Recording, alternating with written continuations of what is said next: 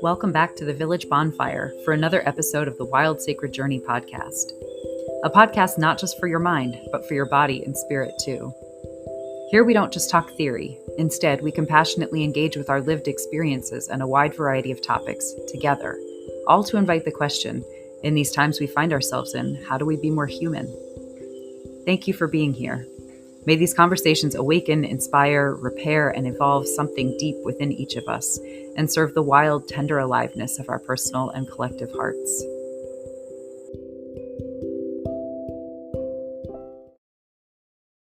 Welcome back to another episode of the Wild Sacred Journey podcast. So this will be, I know I say this a lot when I do solo episodes. This will be a quick episode, and then of course it turns out not to be. But I am in an Airbnb that I'm supposed to check out of shortly. So this will necessitates a somewhat short episode.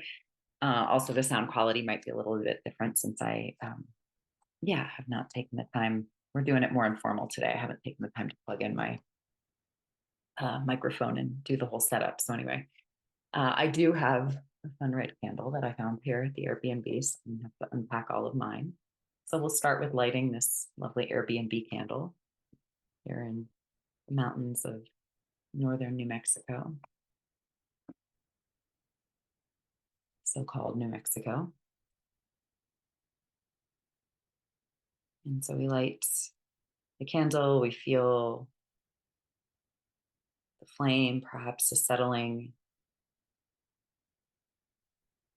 internally, a coalescing, something that recognizes this space as, oh yeah, okay, a space to come back.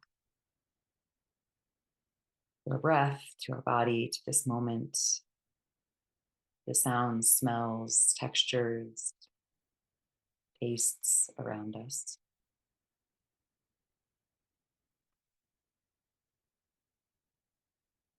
For me today, it feels like there's a steadying force in the candle and in the sense of being around the flame, a rightness. You might feel that too, or you might feel something different. And in any case, here we are. And so, today I want to talk a little bit more about this idea of being human and being alive, and sort of that question that I hold in this podcast and in my life and in my work and in my conversations with other humans. And I'm becoming increasingly aware. It was actually, I think, something that was kind of within me, but I hadn't put words to yet. And then my conversation that I had with Ted Hargrave, he sort of was talking about how, an Indigenous, a First Nations elder that he was speaking to was talking about how, well, like our long ago ancestors knew that being human wasn't inevitable. And that sort of struck something for me. And I was like, oh yeah. And so I've been sitting even deeper with that and really coming into like, yeah, what if aliveness isn't actually inevitable, And so I started realizing how much of my life I think I've just haven't even questioned those things, right? I'm a human being as opposed to a table, a chair, an animal, a tree, right?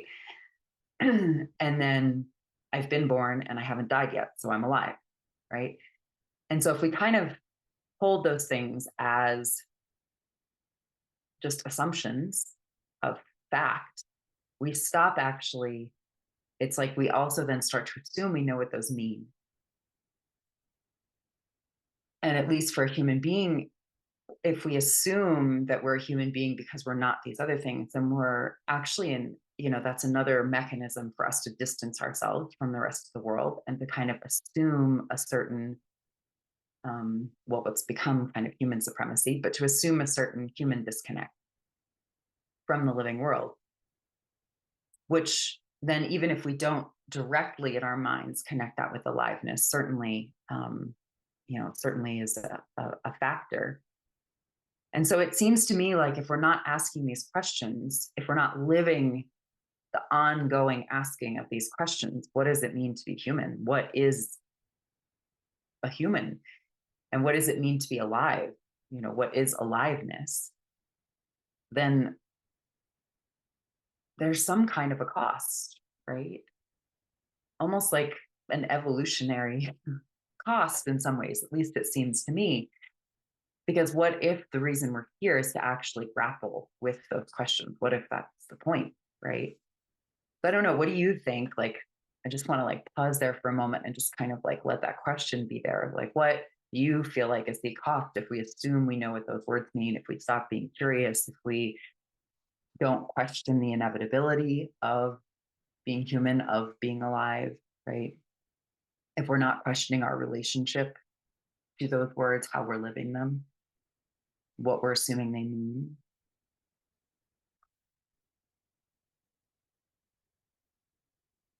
You know, and I think for me, in some ways, it kind of points to this sense, you know, we see it time and again in quote unquote healing or repair work, right? That like what we're not aware of, we can't engage with, right? And so it's just going to kind of continue. And there isn't actually going, mostly change doesn't happen. And the first step in something shifting is to bring awareness to it. And it has to be a specific quality of awareness, which is also an interesting like piece of this. Like just one level of awareness is like not enough, right? Just being aware, it's a step, but judgmental awareness has rarely shifted anything. But loving and compassionate awareness, loving and compassionate witnessing shifts everything. So it's like we start to see that there is an innate wisdom, that there are these alchemical ingredients, because that's really what I believe love actually is, love and compassion and, you know, witnessing in that way actually is. So there are these processes in place that could mean that those things become inevitable as long as we're engaging with those processes and they aren't interrupted, right? And so, you know, I think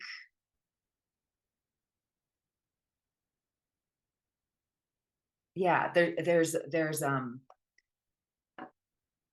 and I think some of what that points to is this idea that because we live in this constant like spiral, this constant cycle of rupture repair, right?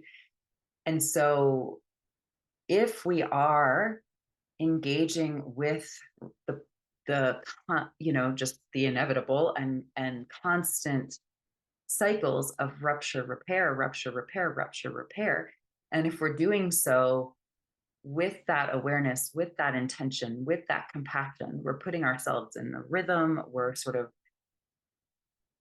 bringing in love, we're having, you know, we're allowing for a sense of mystery, of the unknown, of trust, right? So when we bring those pieces together, and I think those are some of the key alchemical pieces, the alchemical agents that we need for aliveness to happen, right? If we bring those to our interactions with the world, with each other, with the other world, right? With spirit, with like kind of these three main planes of existence, right? You know, personal, collective, other world, where those meet, there's actually, like I said, there's an innate wisdom, there's an innate process that we could align ourselves with to allow being human, to allow aliveness to become more inevitable. And that process is the rupture repair cycle, and where that meets with kind of these planes of existence and these alchemical ingredients, right? And so when I started this podcast, it's funny because I think there was some part of me that was really kind of a little bit in the space of like, there's something wrong, right? Like we've stopped being human, or, you know, we're kind of succumbing to these dehumanizing forces that seem to be everywhere in the world, right? And kind of that like that slow cooking of the frog, right? We're like we're not even aware that they're happening and there's something wrong, right? And while I do think we could have more attention in that direction, and I think that's important, you know, and perhaps there is something quote unquote wrong. Once again, judgmental awareness has rarely shifted everything, right? And so I've been sitting with too, where is there an element of design actually in this uninevitability of being alive and being human, right? And so, okay, so rupture repair cycles, right? So I was in a meditation one time and was shown, how I think part of the reason human beings have been so drawn to drums since the beginning of time, to rhythm, right, is that rhythm is a piece of this. Rhythm is the heartbeat, but rhythm is also rupture and repair, right? So anytime a mallet or fingers or palm or, whatever hits the hide of the drum and bounces off, there's rupture repair, right? Same thing happens on an atomic molecular level, right? Things crashing into each other and bouncing off again. Same happens in our relationships, right? Bouncing into each other and bouncing off again, right? And so, life and death are both, birth and death are both portals of rupture and repair, where that's happening, where something's ending and something else is beginning, right, at the same moment. And there's a discomfort there. There's loss, there's tearing, there's all of these things, as well as beauty, as well as ecstasy, as well as new beginning, right? And so there's this innate patterning in the universe and within ourselves tending towards that cycle. But we're seeing with stored traumas, we're seeing with people being fragmented at their subtle body level for entire lifetimes without even knowing, right? Like, that repair is becoming less inevitable. We've fallen out of rhythm. We've fallen out of love. We've disconnected from the mystery. We aren't tending to the three planes of existence. We aren't, there's something that's interrupting the innate tending of things towards that cycle, right? So some kind of rupture, or if we want to call it trauma, we can call it trauma. Some kind of rupture happens. And the patterns that we're putting in place are the Band-Aid repairs, right? They're the in the moment triage, survival, like, get me out of this situation, right?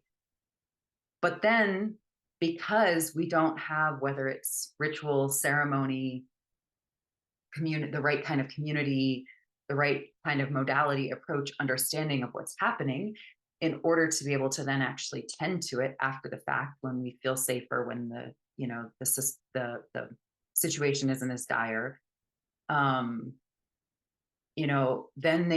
those Band-Aids become permanent fixtures, right? Rather than that temporary survival mechanism that they're meant to be. It also seems like, too, we're making them, and I'm not meaning this in a minimizing kind of way for you and your experience, or me and my experience, but if we are assuming that being human and being live is inevitable, and we're stepping out of that rhythm of rupture and repair, right, by just assuming that things are inevitable, then when something quote unquote goes wrong, we're more likely to label it as wrong, which there's that judgmental awareness again, which is not helpful in repairing anything. And so suddenly then, too, many things that might actually just be part of being human, right, which is not to minimize their impact and not to minimize the challenge that they can hold, right? But those things then become suddenly trauma, right? They suddenly become something much bigger. They become something that needs a diagnosis, and a label, and then an entire adaptation of our lives around this sense of identity, of being identified with a problem, right? Rather than, this is part of a cycle, and where that cycle is not able to complete itself is pointing us towards an interruption, a loss of a skill set or an understanding, whatever that might be. So yeah, so this sort of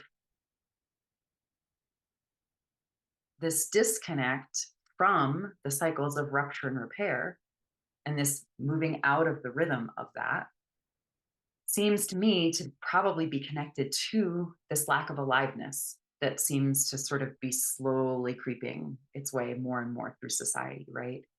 We're surviving, yes, but are we actually fully alive? Um,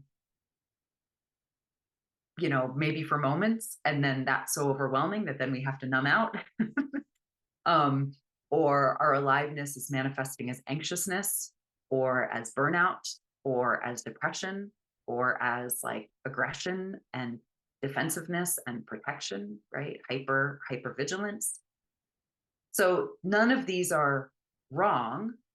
They all have their place in things, and they're all components of being alive, but they're not meant to be our permanent states of aliveness, right? So, where those are becoming our permanent states of aliveness, I would argue these are signs of a rupture in the process of being alive, in the process of repair, which is going to constantly happen because things are always falling apart, right? Things are always coming undone. Things are always bouncing off of each other. That's kind of the point. So, yeah, I actually am going to tell a quick little funny story. So when I checked into I'll start it. So when I was about 4 years old, my dad had a business trip to Paris, and my mom and I went with him. And that was my first trip. Or was I 4? I might have actually been younger. I was younger. I'm telling the story wrong. It's my own story, and I'm telling it wrong. That's okay. I was young. I don't remember now exactly how old. It was one of my first trips overseas. Maybe I was 4. I think I was younger. Anyway, so we're in Paris and we're at a restaurant with some family friends. And the waitress just thought I was adorable because, let's face it, I am. Just kidding. I really was when I was a kid, maybe less so now. But anyway, so at the end of the meal, she brings me this little yellow, turns out it was this decorative soap, right? Shaped like a fish. So we're in a restaurant. I'm a small child. This woman has been bringing us food all evening. And she hands me something that looks like a fish. So it looks like food. So I promptly stick it in my mouth, much to the horror of everyone at the table and probably the horror of my taste buds. So this is a long-standing joke in my family, right? About like the time I ate soap at a restaurant. So I check into my Airbnb here in New Mexico 2 nights ago, and there's a little like gift bag on the table. And it has like some local snack bars from like a little local shop and some tea bags. Oh, it's on the table in the kitchen. That's right. So it's in the kitchen. It has snack bars, it has tea bags, and then it has this little packet of something that could be a gummy candy or could be soap. The texture is unclear. The smell is ambiguous. And so I'm laughing because here I am, like 35 plus years later, depending on what age I was at the time. Um, and I'm like, this situation's going to happen again. And so luckily, I'm older and wiser now. So I only took a very small lick to find out if it was edible or soap. Turns out it was soap. So it just made me laugh because it's like, this is like a silly example, but how many times do we find ourselves in these same situations again and again and again, right? And so like some of it is also like our system organizes around context, and I think there's like pretty big lesson there for me. And like yeah, if it's with food in a place where you eat, why wouldn't you assume you could stick it in your mouth? There's also an element here, if you know human design, my profile line or 1-3, so there's this like, I won't trust it until I've tried it myself. It's kind of the fuck around, find out profile. Um, so I definitely carry a lot of that energy. So, but anyway, so silly story. But,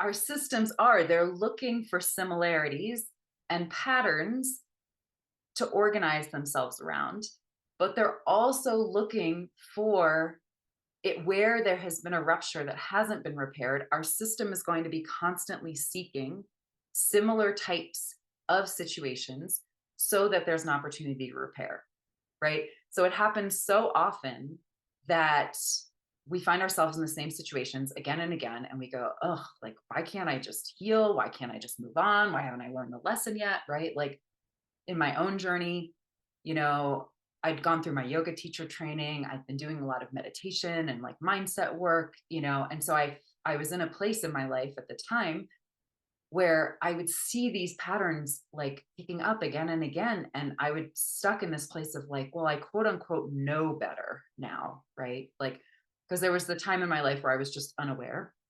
And then there was the time in my life where I was like aware, but the same stuff was still happening.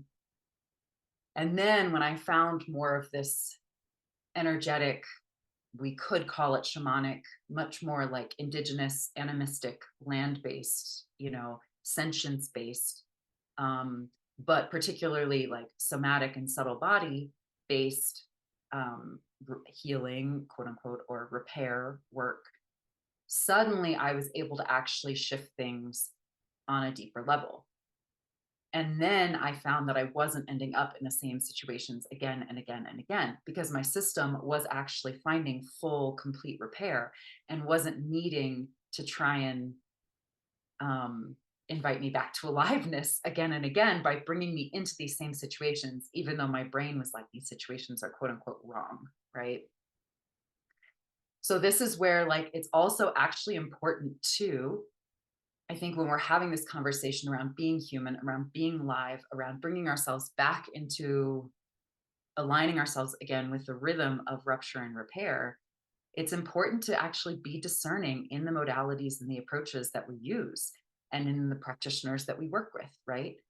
Because some modalities, and I think mostly older modalities that are more ancestrally based, more land based, that have some of this animistic sense of like, the entire world being conscious, right? Because that's going to help bring us into, talked about those three planes of existence, the personal, collective, other world, right? Like if we aren't acknowledging that all those three exist and that there's a certain harmonizing that needs to happen there, and that this process, these questions of being human, of being alive, of, of being with rupture and repair, right? Of being in rhythm with that. If we aren't tending to those, on all three of those planes of existence, there's still an imbalance, right? So it's important, I believe, and I've seen in my own journey how important it is to actually to use different modalities, sure, to find the ones that work for us, but also to kind of get a little bit more discerning or even a little bit more critical, and I don't mean that in a judgmental way, but I mean that in like discerning, a refining, and almost a little bit like an accountability kind of way, right? To find the modalities that inherently carry this understanding that being human, that being alive is the point, but is not inevitable. Because those modalities, since many of our ruptures are actually happening on that level, modalities that don't take into account the fact that that's a thing we're going to be grappling with, right, are only going to be able to get us so far. We can do a lot of repair work, like that example I just gave. The mindset work was really great for me for a certain time. It brought a lot of awareness. And like I said, awareness is the first step. But it didn't shift. It didn't have all the alchemical ingredients that I needed, at least, or the mindset work that I was doing didn't have those alchemical ingredients that allowed me to actually arrive at the rupture on the level that it happened. And from there to actually bring completion, to actually bring repair. Right. So there are a lot of healing modalities out there that have happened, that were the creation of systems well within empire, and happened after what I call the quote unquote great rupture, right? Which is like a rupture of humans from an understanding of the world as sentient, as conscious, as deeply interwoven with us, as occurring on these different planes of existence, as including these alchemical ingredients of repair, of transmutation, of, evolution, right? And so, while there is value in those modalities, they, I believe many of the symptoms that we're grappling with in our world today are symptoms of the quote unquote great rupture. And so modalities that were created after that are not going to be able to actually help us really get into that. So anyway, that's a little, sidebar I have on that. So I think I'll kind of wrap it there. Let me know. I'd love to hear your thoughts about this, because I think there's something instinctive and intuitive in us that when we hear this sort of goes, oh yeah. But I'm also really genuinely curious. Yeah, what pinged for you, or what really stood out, or do you disagree? Or do you have more questions? Because I'd love to kind of be speaking to this a little bit more, because this is actually what I feel like is at the heart of my work. And I'm sort of actually doing some work with Tad in his Marketing for Hippies membership. And at this point where I'm, doing a lot of kind of clarifying how I'm speaking about what I see happening in the quote unquote spiritual and wellness world, and where I see my work situating itself within that. And so for me, it feels like, this question of aliveness, particularly after burnout and relational frictions, or in the face of, in moments of burnout and relational frictions, that really feels like a sweet spot for me. So, I'd love to hear thoughts, impressions, things that really jumped out at you, things that left you curious about more. Let's be in conversation. So thank you for tuning in today. And if you do want to reach out, you can always find me, Kate, with Kate, at wildsacredjourney.com. That's my email address. That's probably the best way to contact me. And I hope you're doing well. I gotta finish loading up the car. There's a very narrow staircase that I get to lug my stuff down, which is super fun. But gravity will be on my side this time, instead of when I had to lug my stuff up, where gravity was not on my side. So that'll be good. All right. May you have wonderful, wonderful full moon, wonderful day. And I look forward to hearing from you, and to being in conversation with you, and to gathering with you around the fire next time.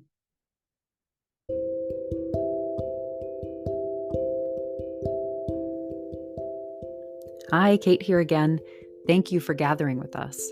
Whether you've been here a while or found your way here thanks to today's guest, it means so much to me and the world I dream of to have you here. I hope you'll tune in for more of our conversations. We humans seem to be at a profound threshold and facing questions of deep impact for the future and the world. We need our full hearts and humanity as we sow seeds of change in these times of joy and heartbreak. I count myself lucky to be here now, around this virtual village fire, weaving our stories into a medicine with humans like you. As a community medicine space, this podcast is relational. It weaves webs of connection and mutual respect and care across time and space. If you appreciate and support the future we're seeding here, you can support the weaving of this web in a few ways. 1, share episodes with friends and family or online with your community.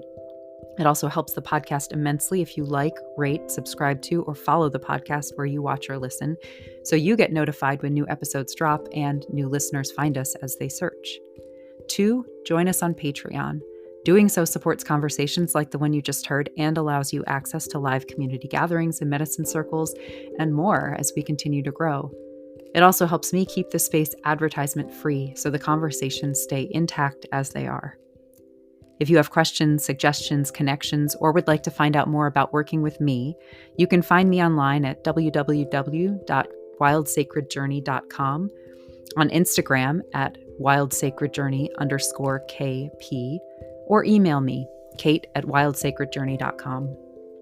Until next time, from my heart to yours, I release today's fire with a prayer for our individual and collective wholeness, connection, and joy. May it be so.